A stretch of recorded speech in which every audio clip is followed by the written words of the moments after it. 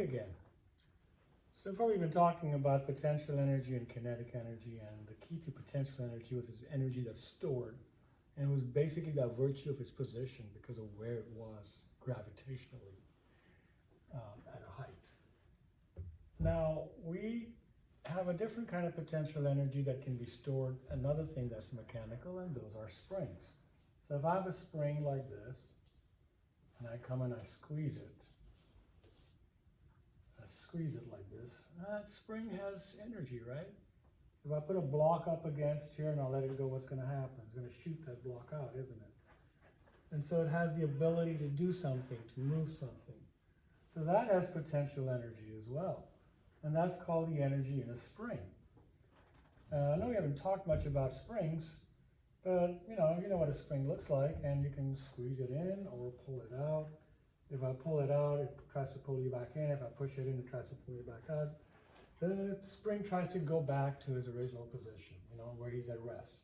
If I stretch him out, it's kind of like this, he wants to pull back in. If I push him in, he wants to pull back out. And so these springs have energy stored in them, and they can be left there, and you can release the spring, and boom, it does its stuff. Now, springs have a constant, which basically is a measure of the stiffness of the spring, and we use the letter K. So K represents stiffness, how stiff the spring is. Now, when we talk about simple harmonic motion, we're going to revisit K, but K is how stiff a spring is. So a stiff spring is something that's really hard to stretch, and a sloppy spring that's at a low K can be easily stretched without much problem. So K is this measure of stiffness. Give you some numbers. K has units of newtons per meter, and 1,000 K is about, a little stiff. 2,000 would be quite stiff,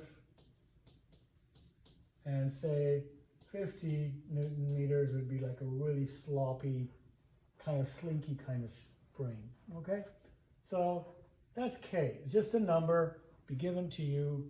The K is 1,000, the K is 50, the K is 200, the K is 1,000, 2,000, whatever, okay?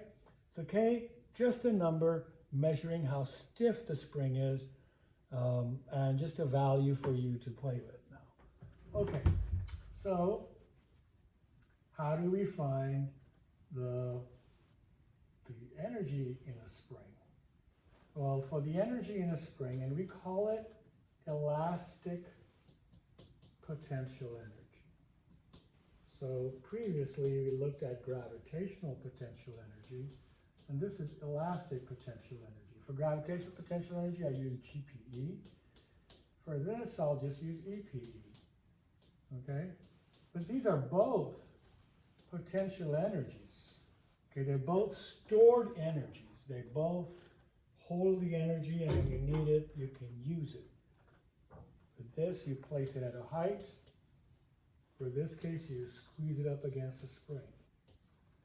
And so both these energies are potential energies.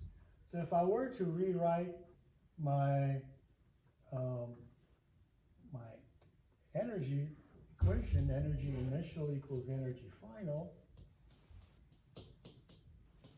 and if that basically meant that PE initial plus KE initial equals PE final plus KE final. In a lot of cases, originally our PE initial was all 0, it was all KE, and then this was 0, so, but this is the general equation for both of them. Well, this PE could include now GPE or EPE. It could have both, okay? And the simple formula for the energy in a spring, I'll call it ES, is 1/2 kx squared, where this x is your position, that's your delta x, that's your displacement. So it means if I have a spring that's at rest, that looks like this, and I squeeze it to some new height, this is my x. Oops. So this here is my X. It's how much I moved it, or how much I compressed it, how much I stretched or pulled the spring. That's your X. If I pull it 2 centimeters, then my X is 2 centimeters or 0.02 meters. Okay, so delta X is a stretch. Again, I'll try to draw it over here. If I were to push that spring in to this point, then this is my X. This is how much I stretch it. So obviously, the more I squeeze it, the larger energy I'm going to have. In fact, if I double it, it's going to become 4 times as big because it goes by the square. So that's how you find the energy in a spring. And we can just do a few questions where we can determine how much this energy is, and then I can show you some questions where you would be using something like that.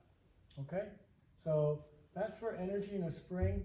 Let's go ahead and just do a simple problem. Let's say I have a spring. I'm going to depress it by an amount of, say, 10 centimeters. I'm going to push it in by 10 centimeters. And that didn't draw too well. So I squeeze it by 10 centimeters, so now it looks like this. Okay, so this is 10 centimeters.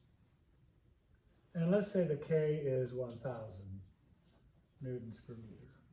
Well, how much energy did I give it when I squeezed it from here all the way in by 10 centimeters? So you say, well, the energy is 1/2 kx squared, which is 1/2 or 0.5 times 1,000 times, my X is 10 centimeters, which is 0.1 meter. We need to convert it to meters. Remember, our joules are connected with meters, and you square that.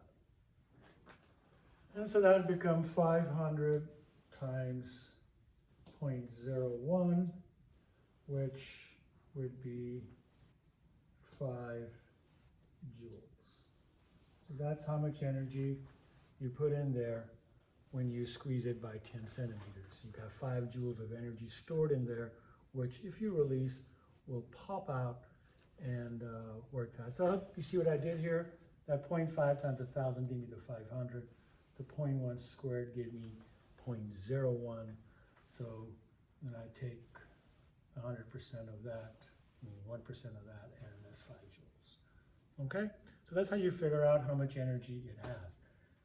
Now if I had a block placed here and I let it go, obviously all that elastic potential energy of 5 joules would go into the block, giving it kinetic energy, and I could calculate that that kinetic energy would have to be 5 joules because, again, energy is conserved.